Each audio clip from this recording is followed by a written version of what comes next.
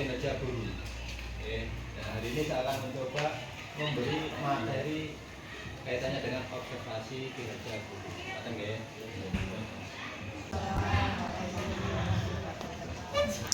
Yang saya hormati Bapak Ibu Guru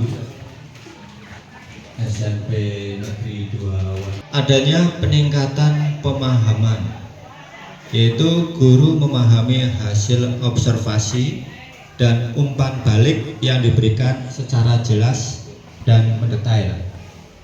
Yang kedua, identifikasi kekuatan dan kelemahan, yaitu guru dapat mengidentifikasi kekuatan dan area yang perlu diperbaiki dalam kinerja mereka. Ketiga, rencana tindakan spesifik, yaitu guru menyusun rencana tindakan konkret tindak lanjut ke depannya. Kata di baru ya. Terus ada kompetensi awal, ada profil pelajar Pancasila di sana, ya. Terus ada prasyarat, ada seterusnya, ya. Terus menuju ke kegiatan pembelajaran. Di kegiatan pendahuluan ini mulai adanya KSE kita tadi, ya. Contohnya melakukan pembukaan dengan salam pembuka dan berdoa untuk memulai pembelajaran. Ini masuk ke religius, ya, KS-nya kesadaran diri. Terus menyiapkan fisik dan psikis peserta didik dalam mengawali kegiatan pembelajaran dengan memberikan motivasi. Ini masuk ke manajemen diri. Ini kami contoh, saya beri contoh, ada guru melakukan diferensiasi konten. Konten berarti di sini pada awal kegiatan guru memberikan adanya link, ya, link materinya, yaitu kontennya bisa dibuka di link itu. Terus yang kedua, guru melakukan diferensiasi proses dari produk. Jadi diharapkan ada tiga, ada konten, ada proses, ada produk. Untuk produk ini tidak harus ada, ya. Jadi tergantung modul ajar jenengan pada hari itu menghasilkan atau tidak, atau sekedar materi berarti cukup konten, ya, atau dan proses saja. Ngerti nggih? Produk tidak harus di setiap modul ajar ada, kecuali di sana mengharuskan atau mungkin ada tujuan akhirnya menghasilkan produknya. Ngerti nggih? Kesamaan ini kenapa ditebali? Ini masuk ke KSE tadi. Oke. Nah, bagaimana untuk mengetahui apakah modul ajar itu sudah sesuai? Ya, ini saya berikan contoh reviewnya. Jadi ada checklistnya. Di Romawi 1 menuliskan nama penyusun RPP atau modul ajar. Jadi tolong diharapkan ada nama pembuatnya. Oke. Terus kompetensi awal tadi ada tidak awal di modul ajar yang dicontohkan? Ada tidak? Ya, di checklist ya. Saya kembali lagi ke tadi di depan. Awal, oke. Terus apalagi? Ada dimensi profil pelajar Pancasila. Ada nggih? Profil Pancasila nggih? Ada. Terus berikutnya Romawi 2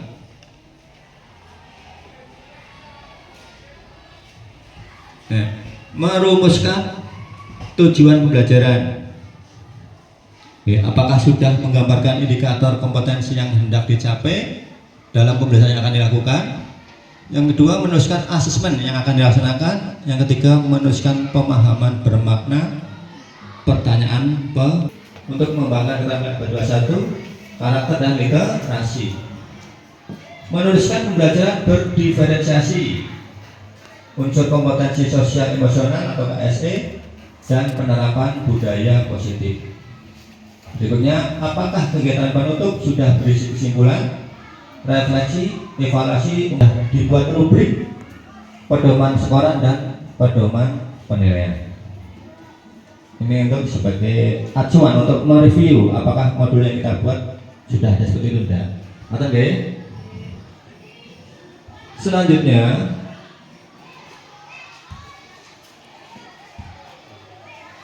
kita menuju jadwal supervisi.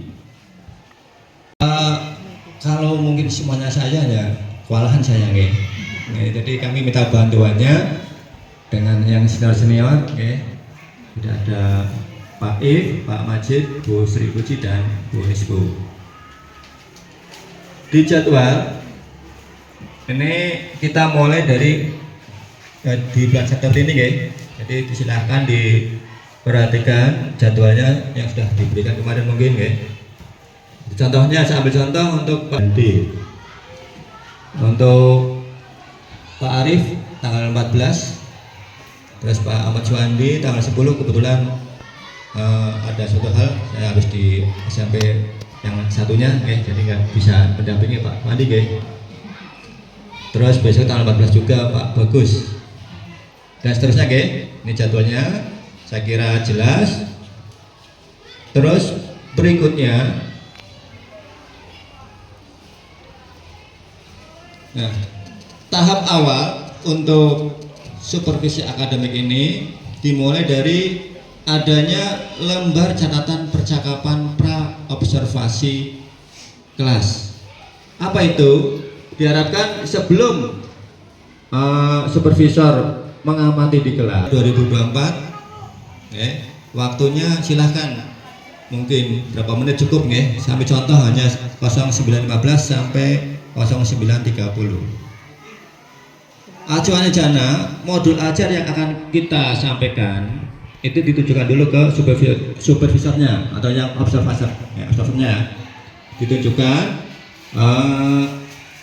kira-kira hari yang akan datang ini modul ajar yang diberikan mengenai apa, sehingga kami punya gambaran. Oh berarti Pak Guru kan modul ajarnya tujuannya apa? Silakan diketikkan di situ. Saya beri contoh, satu, menjelaskan kegunaan media sosial dan dampak positif dan negatifnya. Ini kebetulan mungkin modul ajar informatika. Ini punya saya dulu waktu masih mengajar mapel informatika. Oke, dan seterusnya. Terus area pengembangan yang dikehendaki yang akan dicapai itu apa saja? Saya contoh membagi kelompok diskusi menjadi 3 kelompok berdasarkan hasil pembelajaran sebelumnya. Kelompok A gaya belajar. Untuk kelompok B atau visual, guru memfasilitasi dengan sumber belajar berisi gambar-gambar. Dan untuk kelompok C, kinestik itu dengan praktek membuat alat peraga sederhana. Jadi tujuan pembelajaran, area pengembangan dan strategi yang dipersiapkan sudah ada pada saat pra observasi. Ini silahkan dibuat oleh guru yang bersangkutan. Karena tadi dengan menunjukkan perangkat modul ajar, dicontohkan guru sudah mempersiapkan pembelajaran dengan baik, dapat dilihat dari kesiapan strategi yang digunakan, media pembelajaran dan LKPN. Guru juga dapat memprediksi kendala yang akan dihadapi serta menemukan solusi atas kendala tersebut. Ditandatangani oleh supervisor dan gurunya, Terus di bawahnya lembar berikutnya ada foto kegiatan. Ini saya contoh sedang tadi sambil memegang perangkatnya, Neko sambil mencocokkan kira-kira minggu depan atau besok membahas mengenai apa, ngaten Jadi ada pranya. Sampai sini paham Paham? Ini pra observasi. Saya lanjutkan. Berikutnya untuk lembar observasi pembelajaran di kelas. Tadi di pra ini tanggal hari Rabu, tanggal 4. Nah, observasinya mungkin hari Kamis, hari berikutnya. Jika contoh tinggal melihat jadwal tadi. Catatan sudah dibagikan. Nah, jadwal tadi untuk mengisi ini di observasi kelas. Kalau pra berarti sebelumnya, sebelumnya di bawahnya juga ada dikasih gambar catatan percakapan pasca observasi. Tadi di observasi tanggal 5, nah pascanya bisa hari berikutnya. Oke, contohnya Jumat tanggal 6 September. Waktunya silahkan dicari waktu senggang. Oke. Boleh di kelas, boleh di kantor, boleh di mana. Ya. Waktunya ini. Nah, catatan refleksi guru. Secara keseluruhan, guru sudah runtut melakukan tahapan kegiatan pembelajaran di kelas. Murid sudah melakukan kegiatan diskusi dan presentasi hasilnya. Namun pada saat diskusi ada beberapa murid yang kurang fokus dan bermain sendiri. Ya, diamati ya, bener enggak? Ini catatan refleksi guru. Terus topik percakapan dan catatan. Pada kegiatan percakapan pasca observasi, supervisor melakukan dialog terkait proses pelaksanaan pembelajaran yang sudah dilaksanakan. Dialog tersebut menggunakan pendekatan coaching. Guru menyampaikan bahwa murid sudah bersemangat dalam mengikuti pembelajaran dari kesemua gaya belajar murid. Namun pada saat diskusi kelompok ternyata ada beberapa murid yang kurang fokus dalam mengikuti pembelajaran sehingga guru merasa kurang maksimal dalam pembelajaran. Dengan adanya permasalahan tersebut, guru mencari solusi, yaitu akan memberikan pendampingan kepada anak-anak yang tidak fokus melalui tutor sebaya, sehingga murid yang belum paham bisa bertanya kepada rekan tutor sebayanya pada saat diskusi kelompok, sehingga kelas bisa lebih kondusif dan terkontrol. Yang kedua, membuat media pembelajaran yang lebih menarik dengan mengintegrasikan animasi flash, sehingga murid lebih termotivasi dalam mengikuti proses pembelajaran. Itu pascanya. Juga di bawahnya dikasih foto kegiatannya. Ya, contohnya sedang berbincang ya dengan supervisornya. Makatan ya. Yang ketiga. Yang keempat yaitu rencana pengembangan diri maksimal lagi. Terus yang kedua yaitu membuat LKM yang menarik. Oke. Tujuannya itu membuat murid fokus dalam diskusi kelompok. Terus ukuran kebiasaannya itu murid fokus dalam proses diskusi kelompok dan pendukungnya LKM. Kapan waktunya? Bulan berikutnya. Makatan nggih? Ini lembar yang keempat. Dan yang lembar yang kelima, lembar refleksi diri. Ini diharapkan Bapak Ibu semuanya berlatih untuk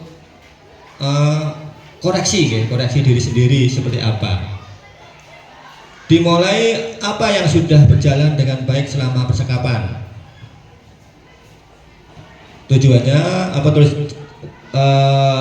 saya contohkan dari pertanyaan yang pertama, apa yang sudah berjalan dengan baik selama percakapan, yaitu percakapan sudah berjalan baik, sudah memenuhi alur tirta dan terjalin kemitraan antara coach dan coachee.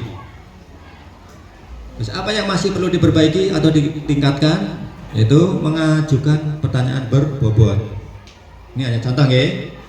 Terus apa yang Bapak Ibu lakukan untuk tetap dalam kondisi presence atau kehadiran penuh sebelum dan saat melakukan coaching, yaitu dengan menyimak dan mendengarkan aktif pada coaching. Berikutnya, apa yang akan Bapak Ibu lakukan untuk memperbaiki atau meningkatkannya, yaitu memahami lebih mendalam apa yang diceritakan coaching dan berlatih terus menerus untuk mempraktekkan coaching, berlatih komunikasi yang lebih baik lagi. Itu gambaran untuk merefleksi diri sendiri. Terus berikutnya, nah, tuliskan umpan balik dari coachee Anda. Pertanyaannya untuk coachee, apa yang Anda rasakan pada saat di coaching? Mungkin di sini yang tahu diri sendiri ya. Pada saat kita duduk berdua, mungkin dengan Contohnya saya dengan Pak Majid, gimana rasanya Pak Majid pada saat duduk dengan berdua dengan saya gitu ya, atau mungkin yang lain baru dengan Pak If atau dengan itu nggih. Nah, ini jawabannya merasa lebih bersemangat ya, merasa lebih bersemangat lagi karena tidak dicari-cari kekurangan dan tidak dilabeli. Apa maksudnya? Jadi diharapkan di sini kita ya, saya sendiri ya, bukan merasa saya yang lebih baik ya atau mungkin di atas panjenengan semuanya, tapi kita sama-sama ya. Jadi kita sama-sama mencari atau juga mungkin menunjukkan kelebihan dan kekurangannya, dan juga tidak dilabeli. Kadang ya, kadang mungkin kalau sudah dicap si A guru seperti ini gitu kan. Kadang ya. Ini mungkin guru yang mungkin kita lanjutkan dengan tanya jawab. Silakan Bapak Ibu yang mau bertanya, mau menyampaikan saran, masukan, silakan Bapak Ibu.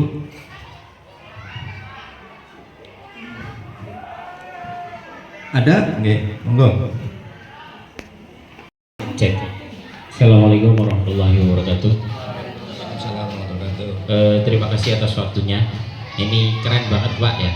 Kalau supervisi kelas seperti ini keren banget, karena dari tahun-tahun sebelumnya ketika kita di supervisi itu kita nggak tahu kekurangan kita apa gitu. Pokoknya oh ya sudah di supervisi sudah gitu.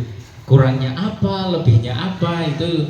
Jadi kita tidak bisa melakukan tindak lanjut ke depannya. Yang kurang itu diperkuat, yang lebih itu diperkuat dan yang kurang itu diperbaiki. Dari runtutan panjenengan yang panjenengan ceritakan itu juga titik poinnya kalau bisa kita melakukan pembelajaran berdiferensiasi nih Pak.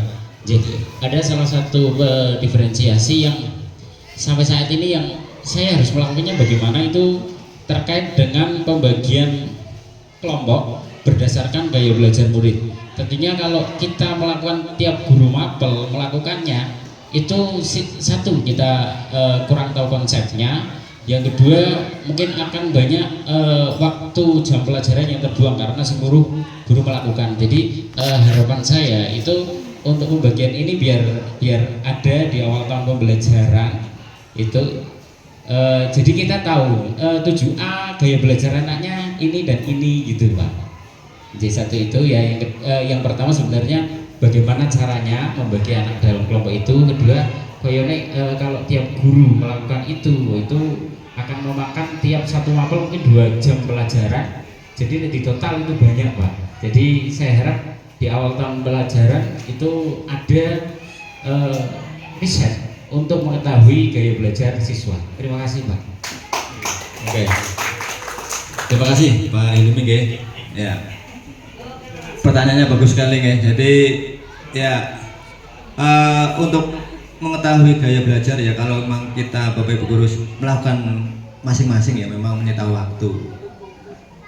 Ya secara apa yang saya tahu ya, kita adakan tes awal ya, tes awal atau tes diagnostik ya.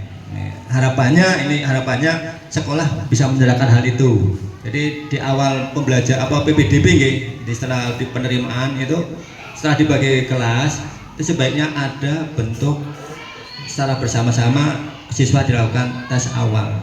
Jadi untuk mengetahui secara umum sehingga nanti kita bisa memetakan. Ya di sini memang dibutuhkan kerjasama semua Bapak Ibu. Jadi tidak semudah memberikan tangan prosesnya lumayan. Jadi ada disiapkan bentuk soalnya seperti apa, semua yang saling berkaitan jadi tidak hanya mapel tertentu saja, jadi semuanya menyeluruh sehingga kita bisa membaca karakter dari siswa siswa baru tadi. Oke jadi dengan menggunakan tes awal atau tes diagnostik itu. Nah ini juga dibutuhkan tadi kerjasama semua Bapak Ibu guru, juga termasuk wali kelas. Wali kelas juga bisa mendeteksi anak muridnya yang sejumlah berapa puluh itu bisa mengetahui oh si A gayanya kayak gini, si B mungkin seperti ini. Kadang ada anak yang mungkin sukanya tidak mau diam di tempat ya, mungkin sering jalan-jalan, sering apa ya, kalau mungkin tidak fokus kan, mungkin aktif lah, hiperaktif istilahnya, hiperaktif itu. Nah, silahkan ini dikasih gaya belajar yang apa ya kan. Mungkin ada yang anak yang diam, berarti dia sukanya mungkin langsung fokus ke materi ya, dikasih buku sudah anteng nah, itu. Atau mungkin ada yang anak yang sukanya nonton ya, dikasih buat video gitu. Angkatan nggih? Kemudian ada yang suka apa visual, bersuara atau apalah niku ya. Itu menurut saya. Jadi mungkin ada yang bisa menambahi, mungkin ada dari Bapak Ibu. Itu Pak Ilmi ya, kira-kira gambarnya nggih. Oke. Terima kasih. Selanjutnya mungkin ada yang mau ditanyakan, silakan. Assalamualaikum warahmatullahi wabarakatuh. Waalaikumsalam warahmatullahi wabarakatuh.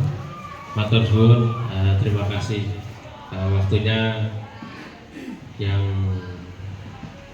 luar biasa ini. Pada kesempatan ini sebenarnya di pribadi saya agak ditunggu-tunggu karena di IKM ini benar-benar saya pribadi di sini banyak yang hal-hal yang belum dipahami dan belum dimengerti. Terima kasih tadi sedikit banyak sudah dibuka oleh Bapak Hilmi, di mana tadi sedikit membuka tentang apa itu ya ransunya diferensiasi itu. Nah, untuk pribadi saya pertanyaannya tidak banyak, hanya saja mungkin Bapak bisa membantu kami arti diferensiasi tadi apa ya halnya atau tentang itu. Yang pertama tadi tentang konten, yang kedua proses, kemudian yang ketiga proses, yang ketiga adalah produk. Dari ketiga tersebut saya sendiri masih bingung Pak, ketika di kelas ini diferensiasinya misalkan seperti kemarin yang sudah ditemani Bapak di kelas 9D itu kan dengan materi seni lukis, saya menjelaskan ini itu saya mengarahnya diferensiasinya itu ke arah mana, apa harus ketiga-tiganya tadi, yang pertama konten, kemudian proses dan produknya, atau mungkin bisa dipilih salah satu di tiap pertemuannya, atau kepribun lain itu monggo Bapak saya bisa dijelaskan. Matur suwun. Assalamualaikum warahmatullahi wabarakatuh. Waalaikumsalam warahmatullahi wabarakatuh. Oke. Jadi kan kemarin jenengan kalau melihat kemarin berarti jenengan seharusnya ada tiga-tiganya Pak. Ya, ada konten, ada proses, ada produk, karena jenengan nanti ada hasil lukisannya ya. Nah, itu di diferensi konten yaitu berkaitan dengan apa yang diajarkan guru kepada murid dengan mempertimbangkan pemetaan kebutuhan belajar murid, baik itu dalam aspek kesiapan belajar, aspek minat murid, dan aspek profil belajar murid, atau kombinasi dari ketiganya.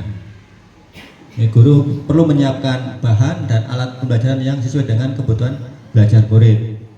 Jadi kemarin kan jenengan sudah ada alat peraganya, ada bahannya, ya kan, terus cara kerjanya. Terus diferensi proses, yaitu berkaitan dengan proses kegiatan belajar mengajar atau KBM yang dilaksanakan oleh guru. Dalam proses ini guru perlu memahami apakah muridnya akan belajar secara berkelompok atau mandiri. Nah, kemarin jenengan dibagi kelompok ya, kelompok. Dan proses ini berkaitan dengan cara murid memahami apa yang dipelajari. Diferensiasi proses bisa dilakukan dengan cara berikut. Ini ada bawahnya ya. Nah, menggunakan kegiatan berjenjang. Terus menyediakan pertanyaan pemandu atau tantangan yang perlu diselesaikan di sudut-sudut minat. Terus membuat agenda individual untuk murid, mulai dari daftar tugas hingga memvariasikan ya, lama waktu yang murid ambil yang dapat ambil untuk menyelesaikan tugas dan mengembangkan kegiatan bervariasi. Itu untuk pembelajaran proses nggih. Terus definisi produk itu berkaitan dengan produk yang akan dihasilkan oleh murid. Produk yang dimaksud di sini merupakan hasil pekerjaan atau unjuk kerja yang harus ditunjukkan pada guru. Produk adalah sesuatu yang ada wujudnya, bisa berbentuk karangan, tulisan, hasil tes, pertunjukan, presentasi, pidato, rekaman, diagram, dan sebagainya. Yang paling penting produk ini harus mencerminkan pemahaman murid yang berhubungan dengan tujuan pembelajaran yang diharapkan. Jadi ada kaitannya dengan tujuan belajar yang jenengan sampaikan di awal tadi. Ini Pak Kenang ya. Ini secara teorinya itu. Jadi saya amatin jenengan kemarin sudah dibentuk kelompok, juga ada produk yang nanti dia hasil akhirnya membuat lukisan tersebut. Demikian dari saya. Ada lagi, silakan. Jadi tiap untuk satu pertemuan itu belum tentu ada tiga-tiganya itu tadi. Iya. Jadi kan ketiga ini tidak harus di modul ajar ada, terutama yang produk. Nah, produk itu tidak harus. Kalau kok di modul ajar jenengan kok tidak menghasilkan mungkin bentuk yang dibuat, ya berarti nggak ditampilkan. Cukup konten maupun proses saja. Niku. Ya oke. Ngoten nggih? Ada lagi? Silakan. Monggo ibu mungkin. Sudah ada dua bapak-bapak, sekarang mungkin ibu. Monggo yang mewakili atau siapa? Silakan. Waalaikumsalam warahmatullahi wabarakatuh. Terima kasih telah berikan waktu untuk saya. Mungkin kali ini saya nggak tahu. Ini kalau saya membuat kelompok itu dan tidak memakai tes Pak. Hanya saya melihat pada waktu kami mengajar, saya mengajar itu melihat anak yang aktif. Situ saya tunjuk sebagai ketua kelompok. Gitu. Mungkin saya nggak paham gitu masalahnya ya tentang tes diagnostik. Saya mengingat saya nggak tahu tes diagnostik, mengingat mungkin waktu juga soalnya, sehingga saya hanya mengambil seperti itu untuk sebagai ketua dulu. Nanti yang kedua mungkin saya hanya melihat kalau saya baru tahu ini ada tes seperti itu, saya hanya mengambil setiap membuat kelompok itu dengan memakai anak-anak yang aktif itu, dan nanti ke bawahnya saya mengambil mengamati anak yang mana yang paling akhir saya gabungkan dengan akhir. Di sini saya membuat kelompok tidak ada perbedaan antara yang pintar dan yang tidak. Semuanya saya ambil, saya ratakan semua Pak. Itu. Yang kedua, tadi saya supervisi Pak. Saya sendiri mengakui, tapi kalau melihat dari saya sebagai apa yang mungkin dari supervisor Pak, ini mungkin saya tidak tahu, tapi kalau saya melihat ada dari beberapa siswa dalam kelompok itu yang tidak aktif itu Pak. Ya, saya sudah mencoba dengan tadi berbagai cara, tapi tetap ada beberapa siswa yang tidak aktif untuk memberikan ya hasil dari diskusi atau soal yang tadi Pak. Nah ini langkahnya kira-kira gimana bagi siswa yang tidak aktif itu, karena mengganggu dari kelompok belajar itu. Padahal sudah saya dekati, tetap tadi diblokir plastik Pak. Saya sendiri kaget. Nah itu. Nah, hanya ini yang saya sampaikan, lebih dan kurangnya kami mohon maaf. Assalamualaikum warahmatullahi wabarakatuh. Terima kasih atas waktunya yang diberikan ke saya. Sebelumnya di sini kita hanya berbagi pengalaman dan sharing semua. Kalau ada sesuatu yang kurang maka nanti perlu diperbaiki bareng-bareng, diskusi bareng-bareng. Untuk masalah termasuk dari kedisiplinan anak, keaktifan ini kan kita bisa buat yang namanya kesepakatan bersama. Di awal itu kalau kita buat kesepakatan bersama yang disepakati dengan Bapak Ibu guru dan semua siswa di sini, dengan konsekuensinya. Kalau kita nggak ada sanksi ya Pak, adanya konsekuensi, nah itu diterapkan. Ini kalau nggak salah ada di RHK maka kalau kita sudah memilih di RHK, di situ ada ada kedisiplinan atau apa, itu bisa dimasukkan di dalam modulnya kita masing-masing pada saat pembelajaran, di proses pada pembelajaran di situ. Nah itu nanti Bapak Ibu guru bisa mengingatkan kembali tentang kesepakatan itu, kemudian nanti ada konsekuensinya masing-masing. Jadi mungkin ini untuk salah satu cara menjaga kedisiplinan atau keaktifan daripada siswanya semua. Itu dari saya, mungkin nanti ada yang lain menambahkan. Terima kasih. Assalamualaikum warahmatullahi wabarakatuh.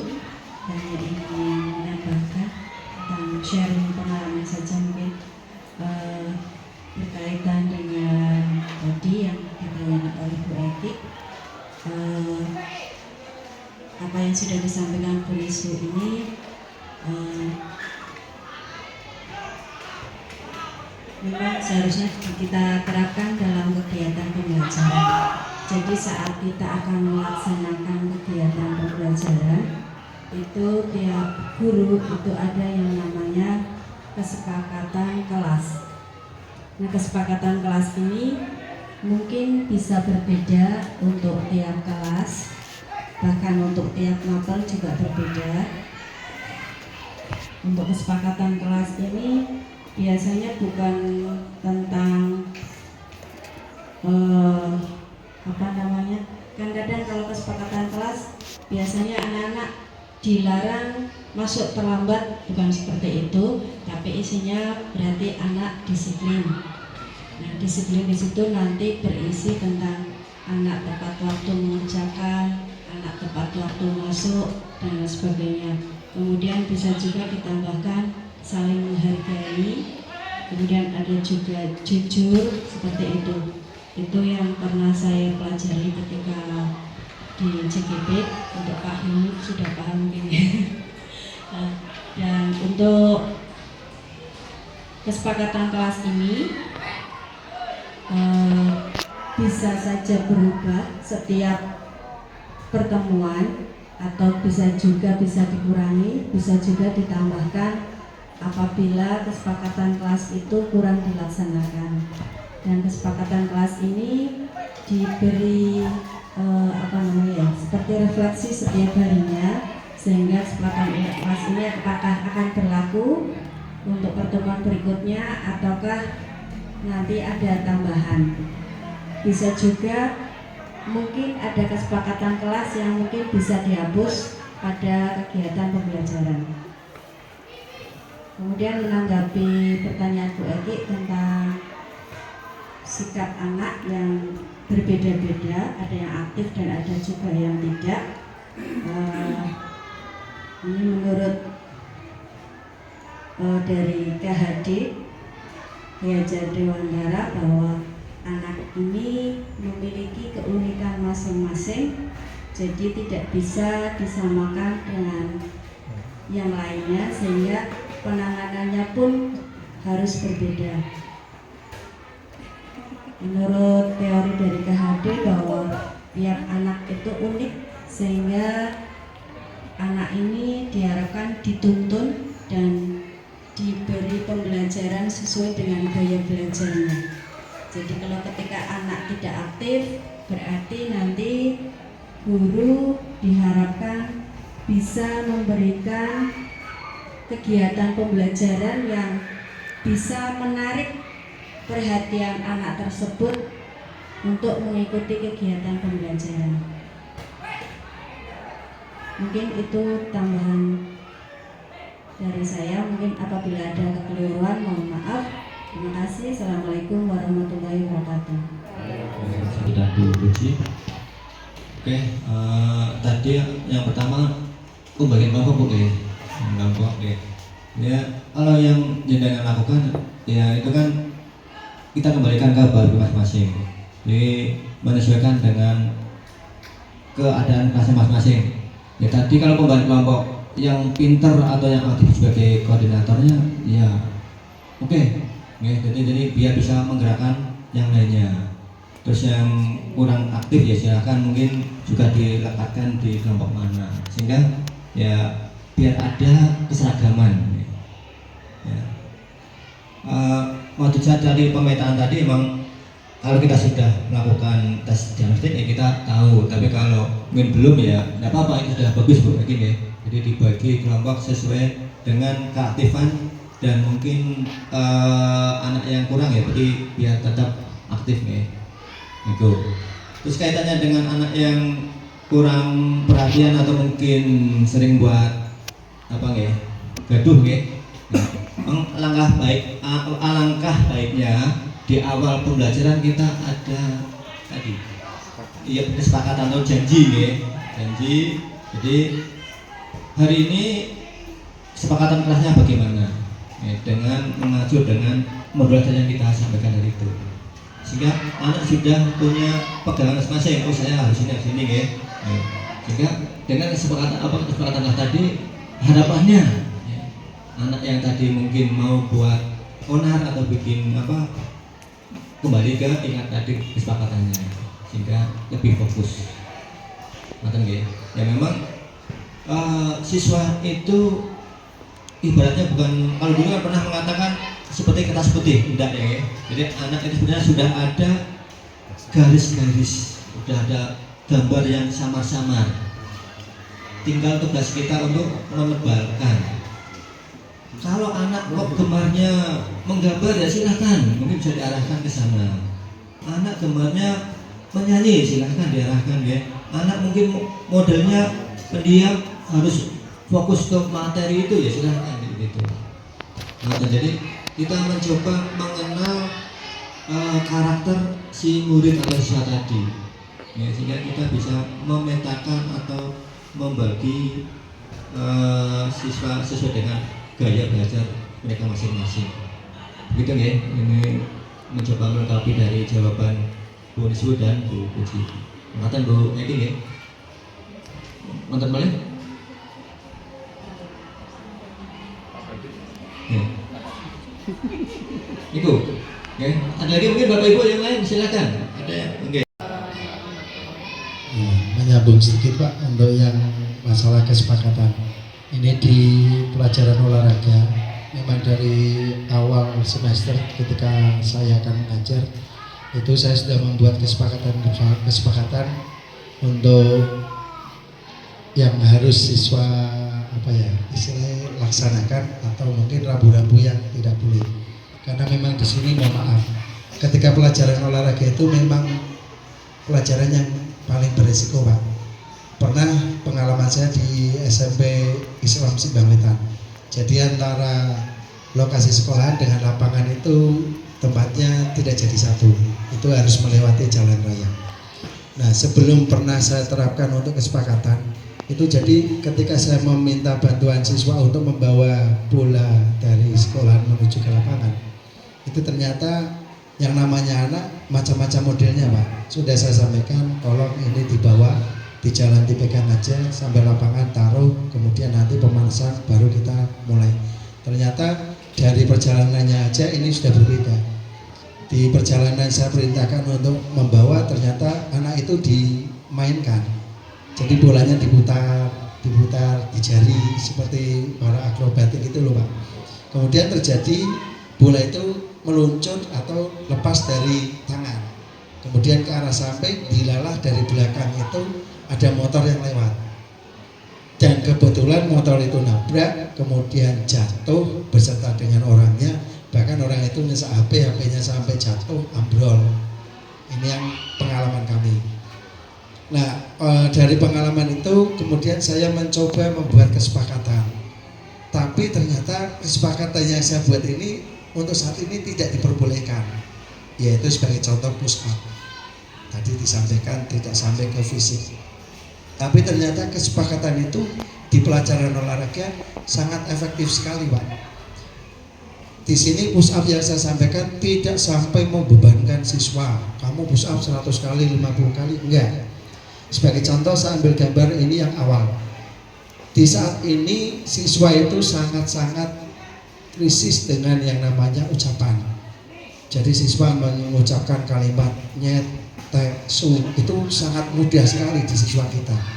Nah, di sini di awal pertemuan saya menyampaikan ke siswa, saya tidak ingin ketika pelajaran olahraga ada anak yang sampai keceplosan manggil temannya nyet, mohon maaf Bapak Ibu, karena memang inilah yang terjadi di saat sekarang. Lah kalau sampai kalian keceplosan mengucapkan seperti itu, mohon maaf, nanti bonusnya kalian push up 3 kali. Saya sampaikan memang seperti itu. Setiap kalian keceplosan, kalian push up 3 kali. Nanti berjalan lagi, keceplosan lagi, berhenti lagi, push up lagi 3 kali. Dan ternyata alhamdulillah itu di pelajaran saya efektif.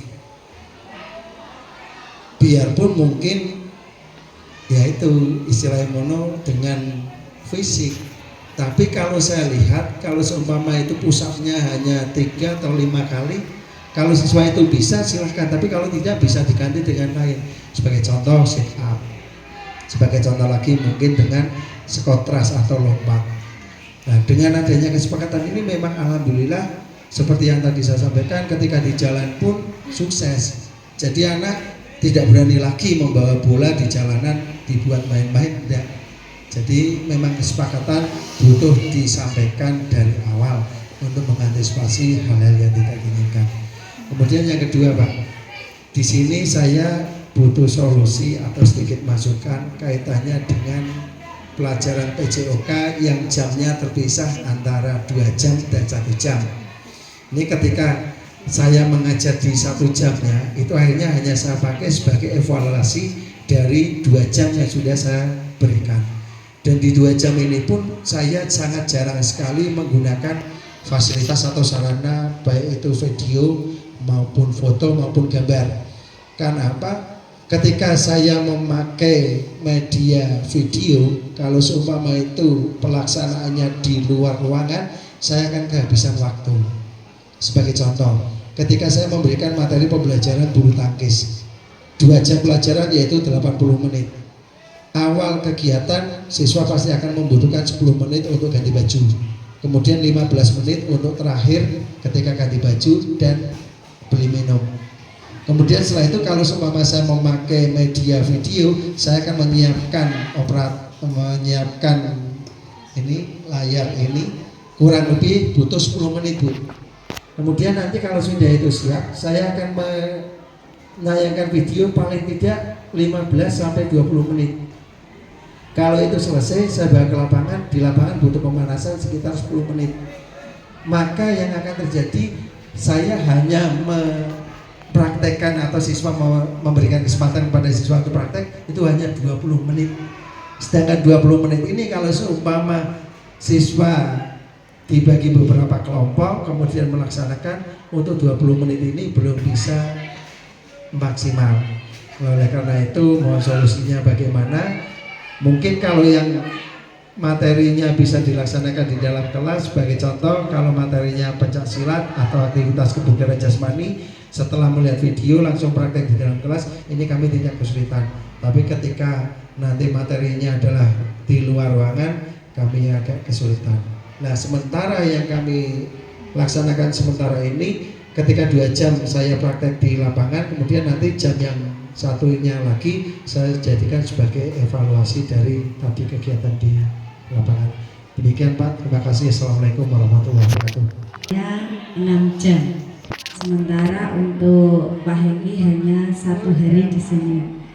Sehingga ketika akan dijadikan 3 jam, maka untuk yang kelas pertama mereka mungkin masih aman ketika masih berada di lapangan. Nah, untuk yang kelas kedua kan berarti jam 4.56. Nah, sepertinya kok dari bayangan saya kalau anak-anak sudah masuk jam keempat kan berarti sekitar jam setengah 10-an lebih, hampir jam 10. Kira-kira untuk kegiatan fisik di dalam di luar ruangan, mungkin menurut kesehatan mungkin kurang oke, kurang baik ya. Sehingga untuk kegiatan praktek di lapangan untuk kelas pertama dan kelas kedua kami bagi menjadi 2 jam seperti itu. Kalau 3 jam maka untuk yang kelas berikutnya maka akan terlalu siang jika berada di lapangan.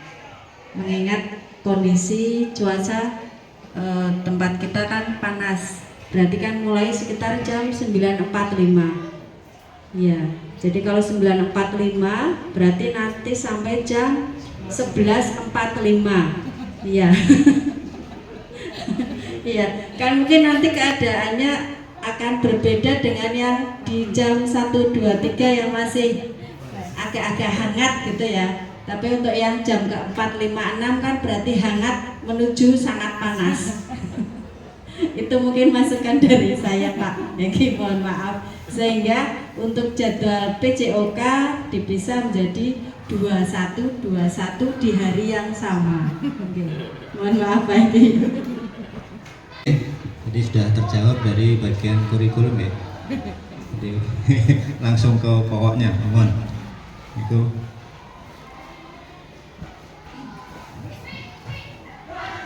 Baik, mungkin ada lagi Bapak Ibu. Okay. Kemudian untuk yang kesepakatan itu yang kami laksanakan di olahraga kira-kira gimana? Okay. Diperbolehkan atau tidak? Baik. Kesepakatan ini kan ya tadi kembalikan ke mapelnya masing ya. Kalau penjas memang kan identik fisik menurut saya ya enggak masalah. Yang penting kan terbatas tidak sampai maksimal nggih, hanya 3 sampai 5. Menurut saya wajar lah. Wajar untuk memberi anak biar ada perhatian. Jadi biar tidak senaknya ya kan. Gitu. Kalau hanya 3 sampai 4 ya apa 5 ya enggak masalah lah. Apa push up gitu. Itu menurut saya. Kalau kecuali kalau mapel yang lain kok harus push up kan, ya mungkin ada tanda tanya. Nah nggih, senang niku nggih. Nggih. Konsekuensi lagi kasih kesepakatan niku. Jadi menurut saya nggih tidak masalah menurut saya untuk penjas PCOK nggih. Kaitan dengan fisik tidak masalah. Itu Pak ini nggih. Yang penting masih wajar-wajar saja. Oke. Ada lagi mungkin? Atau cukup?